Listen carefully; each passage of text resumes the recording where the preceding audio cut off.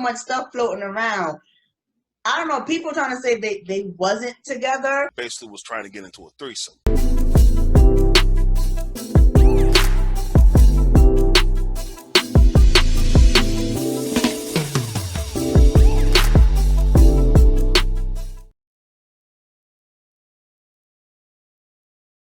What's going on, ladies and gentlemen? Welcome to another exciting episode of Kate and Manny. I'm the one they call Manny. She's the lady of all Kates. And I know you're probably thinking, hey, where's your hair?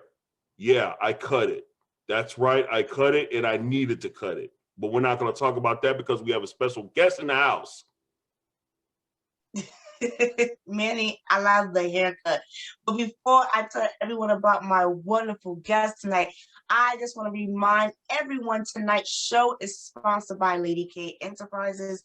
We are a financial service firm where we can help you with starting your business to all the way to expanding your business and helping you get in the best financial status for your firm. So with that being said, tonight, guys, we got some layers that we got to pull back, and I know it's going to make some people go boo-hoo, and I don't care if I step on your toes because I think I need to step on some toes, that he is the prize. Yes, ladies, I do have to tell you, some of these men out here are the prize, and we as women, we have to step our game up just to talk to them. Yes, I said it. I stepped on some toes. I don't care. Take the boot off your shoe and sit down and listen, and let's have this conversation. You ready, Manny? No, let me sit back on this one. You ready, Manny? Yeah. Are you ready, Ronnie? Yeah, I'm ready. Ronnie's like, I'm just here. I showed up. Nah, you in this roller coaster. No, but now listen. But that's just the funny thing. You know how I just said Ronnie just showed up, but that's what men do. They just show up. You don't gotta tell them too much. They just show up because, like Ronnie said, I just know what to do because I made the first mistake, or I want to say I took the first experience, evaluate the first experience, and did better the second time. And nobody's perfect. So what I want a lot of women to stop doing is playing and pointing the fingers, because when you point one finger, three fingers is pointing back at you. So you know a lot of ladies out there like, he did this, and it's like, well, what did you do to contribute to that? Yes, I am speaking to you because you contribute something. It can't just be one-sided. He is the prize. Yeah, but I might say one thing.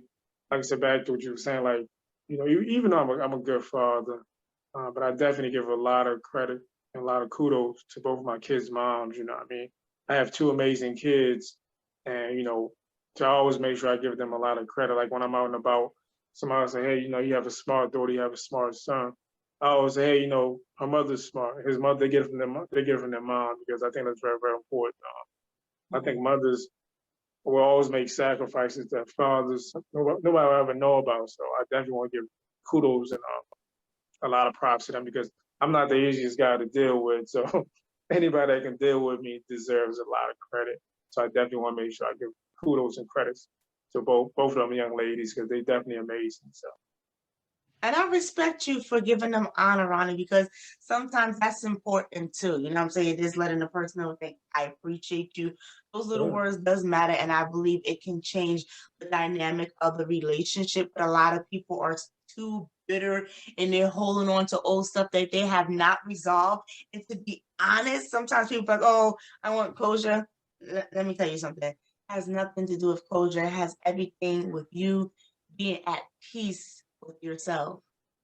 Once you come to that peace with yourself, nobody can take that away. Nobody. So by you saying what you did, Ronnie, if you are a man of integrity and you are saying these things about, the ladies that's in your life, that makes you the prize. Because again, this is what ladies are looking for. We're looking for that man that come into our life. He got kids already, but he has no desire to fight with the mother of the child. He wants to be in peace. So he provides peace, and he's going to make sure that he's providing peace in both households. It may not be easy, but he gonna make it happen. You feel me? Yes. Manny, like, I don't know. No, I'm not saying that at all. I'm saying it's not easy keeping the peace in two households, let alone one. No, it's not. There's Yeah. some people who can't keep the peace in one Right. household. But one thing I always try to ask when I talk to guys about how they value themselves, like I always ask them, okay, if someone would ask your mom, how are you, or basically ask you, what do you think they would say? And half the time they're gonna say, well, they think I'm a good son, they do this. I say, okay, but do you act like it when she's not around? Right. That's where a lot of times people view value with men. Something not what they have or what they can provide. Let's be honest. I'll give your props right here and right now, along with the other men in my life that showed me the way. Like, it's like they put their ego aside to do what's best for everyone else around them. Never mind how they feel, even though they may feel like they got to grit their teeth sometimes because they don't want to do what they said they were trying to do. They have to do what's best for everybody else. Now, how do you feel about, like, because I understand that there are times, like you said in a previous episode, you have to take the L sometime, but how do you feel when guys feel like their ego is just in the forefront and they feel like they have to be right, or they feel like they have to have the last say? How do I feel? No, well, we'll get to you later. We'll get to you later, Kate. I want to get Ronnie's perspective first. Again, it's a maturity thing. Because when I think in the Bible says, when I was a child, I felt like a child, and I'm a man. I think like that no more. So it's a maturity phase you have to go through. Unfortunately, some people get older, but they just never get mature. And at some point, you have to put your ego to the side and be like, what is best for this child? Not what I'm going to get out of it. I know I don't like this lady. I'm probably never going to like her, but I want to do what I got. Sometimes we think like that, but I'm going to have to do what's the best for this child. And like I said, this is a maturity thing. So if a man is really mature and he want to do what's best for the child, then at some point, he's going to have to put his ego aside. He might have to put his feelings in his pocket, sometimes put his feelings away, and, don't be blinded by that. But again, it just depends on if you're dealing with a cordial person. Let's just be honest. Some women are just toxic and evil, and it don't matter what you do, you cannot work with them. So again, I'm just blessed that I had two amazing young ladies that was never like that. I mean, they're not perfect, but they was never like that. So I never really had to deal with nobody like that. But if the person is trying, putting the effort, then you gotta put your feelings to the side. Just do what you gotta do for the child. I mean, eventually that child's gonna grow up. Eventually, you won't have to talk to that mother no more. So you just have to you kind of have to look at the end before the beginning kind of situation. Like, it's really worth it. If you love your child, then you put your ego to the side and do whatever it takes to be the best father that you can be. You don't have to be perfect. Just be the best father you can be. Anybody you talk to, like you mentioned my kids, they'll probably say like I'm a good father. I'm not perfect, but like there's nobody that you can talk to. Out of 7 billion plus people on the face of the earth that's going to say I'm a bad father. It's just facts. I mean, I might be terrible at other things. I might not have a hairline, but you can never say I'm a bad father. It's something can't nobody ever take away from me. And, I say that with pride, I mean, I'm not being braggadocious, but it's just being honest because I take that. My kids, they love me and I love them to life. So that means if we invite the two ladies on the show and they listen to what you're saying, they're going to co-sign. Yeah, they're going to tell you exactly. They're going to say I'm a good father. They're going to tell you that. Okay. I might have to call them. I'll put money on that. I mean, they can say a lot of other stuff when it comes to me being a father. They might even say great father, to be honest with you. I'm just watering it down and say good, but they might say great. They might say I'm the best. Who knows? They might say I'm the best ever happened. I mean, I'm not really sure, but we're going to just keep it as give right now. But I take pride in that because, my father, he was a great father. My brothers, they're great to their kids. So it's generational. It just came down to me. Right. So again, my father, he didn't do everything perfect. Neither did I. But as long as you do the best that you can do every single day, can't nobody take that away from you. Oh, Ronnie, you jumped ahead of me.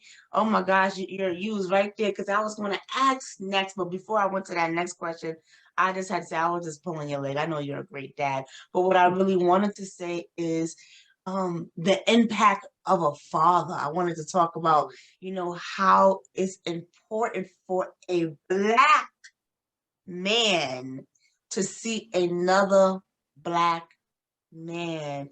Like, first, I'm going to come to you, Ronnie, but Manny, I want to get your perspective first, what it feels like to receive that love from a Black man.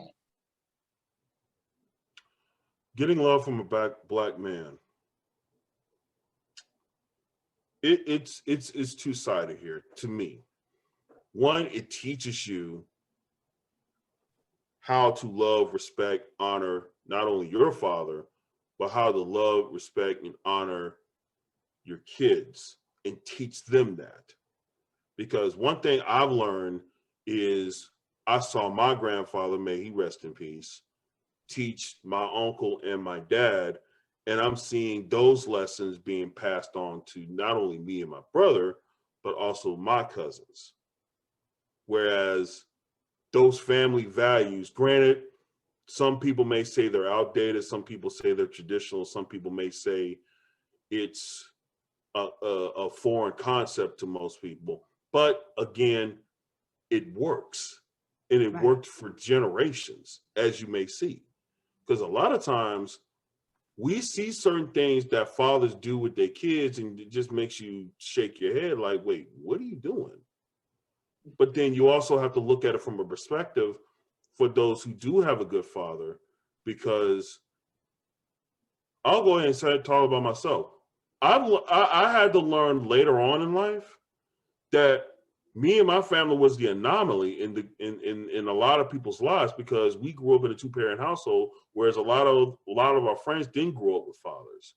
But you saw their attitude towards my dad, because he showed that respect to them, and there's only one way to return it: show them respect.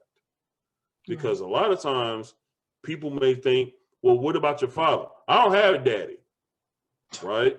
So the unfortunate thing is they don't know how to revere another man taking care of their kids. They may just do it in a playful way, but they may just not know. But in your case, Ronnie, and my dad and my grandfather and my uncle, they knew the assignment. They knew what's needed to be done in order to pass values and principles to their kids by letting them know that it's not about me, it's about the generations after me.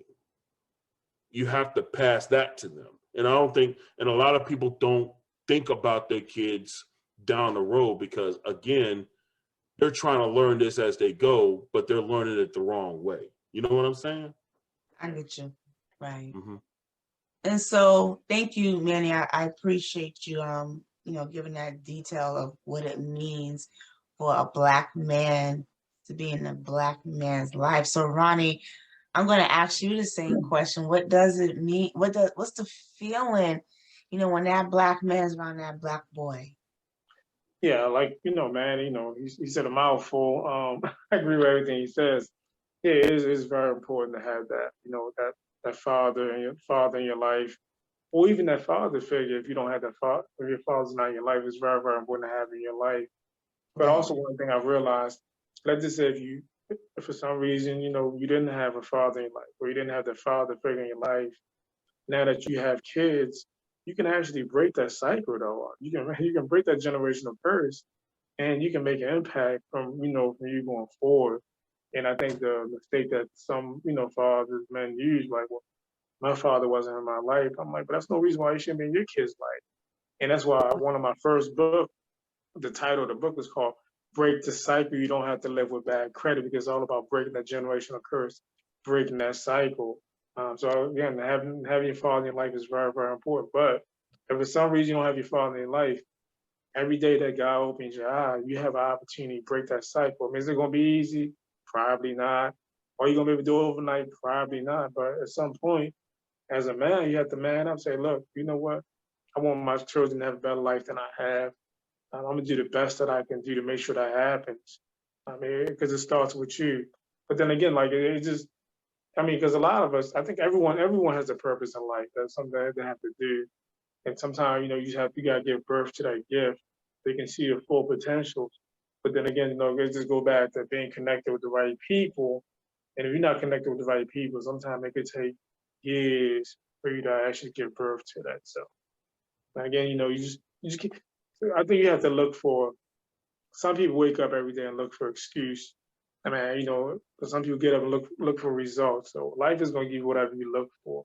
So if you're looking for a way to make change, you're gonna get it. I mean, it might take you almost your whole life to get it, but like it's just so important to take advantage every single day. So I look at time as like a currency. I look at it as money. Like so I spend it very, very wisely. I'm very picky about who I spend time on the phone with. I'm very picky about who I'm hanging out with because I'm like I'm not gonna get that time back. So again, every day that you wake up, you have an opportunity to make a positive impact, no matter where you're at. Right. And I can definitely agree and I can definitely co-sign to that. And yes, I'm gonna piggyback off of you. You done this thing about life. Life is our greatest teacher, you know. We want to go through some hoops and hula, but it's always great again to see what an example look like, to see that person do certain things in decency and order. And then that to me, that's what, a black man, having a black man around, I think is, in my perspective, that's great. Like they need to see someone that they can emulate, that's doing great things and they don't take for someone to tell them they do great, I mean, I know some of us be fall short, but the simplest things, you men understood. Like you said, you understand the assignment and you know what you have to do. It just comes naturally, naturally. So I want to thank you guys for sharing your perspective. Manny, I'm going to ask both of you gentlemen this question, but Manny, I'm going to start with you. So I know you probably have plenty experience, but can you share one thing that you feel like your father has left a great impression on you about a certain thing that maybe he taught you or a lesson that you may have learned? Me? Yeah, Start with me. that was you. There's a lot of lessons, but I think the one lesson that I can really exemplify was just the level of respect is required when you're speaking to not only your elders, but to your family. Like speaking to me, speaking to your mother, there's a way that you don't speak to them. There's a way that you do speak to them. You speak with respect. Granted, you're not a kid. And yes, we understand that we're not going to treat you like a kid. We're going to treat you like an adult. However, that level of respect that level of respect still holds water. Now, that's one thing that my father has always taught me is the level of respect. But one thing I always revere my father is just the art of hard work. Like I remember growing up, seeing him, shave, put his clothes on, get ready for work every single day, every day. And that just shows the work ethic that it takes to not only provide, but to show what it takes to be an honorable man. That's one thing. Those are the main things that I learned from him. I love that. So Ronnie, I'm going to ask you, what is that one thing that your father left an impression on you? Again, I'll piggyback off of Manny. It was definitely two things. The first one is just having respect. There's no way around it. You have to have respect. First you have to have respect for yourself. You have to have respect for the people that surround. That's very, very important. And also too, that my father, he was a hard worker. He worked all his life. God rest his soul. And I realized, and my brothers, they work hard. Like too, they work very hard, very hard. But when it got down to me, and that's why at a very young age, I used to always work hard too, because I'm like, that's what my father, that's what my brothers did. But I had to kind of tweak it a little bit. I'm like, all right, cool. I'm going to work hard. I want to respect people, but I also have to be able to make time for my kids and people I'm connected with. So again, that's why, I had to kind of break that cycle a little bit, just putting that time in it. But definitely working hard and having that respect. But I will say, my father, he taught me a lot. But the only thing that he didn't teach me how to survive without him, though. That's the only thing he didn't teach me, though, out of everything he taught me. So I kind of wish he would have, you know. My condolences to you, Ronnie. Yeah. I don't, you know what? That's tough right there. Because I am seeing somebody in my family going through something similar that you experienced. It's like that person didn't teach me how to live without you. So I can imagine that's tough. And I'm gonna be honest with you, I think that's a whole conversation by itself. The grieving of someone, like it never goes away. So trying to grieve and then trying to live life, that's really challenging. And I said it before, and I'm going to say it again. I am a firm believer in someone's mental health. I am a firm believer that you seek help when you feel like you're overwhelmed. I am a firm believer that there are a lot of guys out there that are carrying the weight of the world and they don't know where to go and who to seek. And this is why topics like this, I had to bring it to the forefront, because guys are trying to figure out how you go about this thing in life, and the challenges and the obstacles that comes. And it's like, well, damn, how do I defeat it? So my encouragement to you, brothers, is keep going. You're doing a great job. Someone needs to tell you that you're doing a great job. And because you are, that's why you are the prize. So with that being said, I want to thank you, Ronnie, for joining us tonight. I want to thank everyone that tuned in. I apologize this morning, because now that everybody listens to us, they're about to go about their day. But don't forget to continue to follow us here at the Lady K Chat Podcast here on YouTube, Instagram, Spotify, Facebook, Apple. So we will see you guys next Saturday at 11 a.m. And Ronnie, if the people wanted to reach you on social media, how can they find you on Instagram? Mr. Ronnie _ credit hero. Nice. Thank you so much, Ronnie. And then Manny, did you want to chime in? Just thank y'all for coming in. Thank y'all for listening. Hope y'all got something out of this. And we see y'all next week. Yep. We'll see y'all guys next week. Have a great day. Take care, y'all.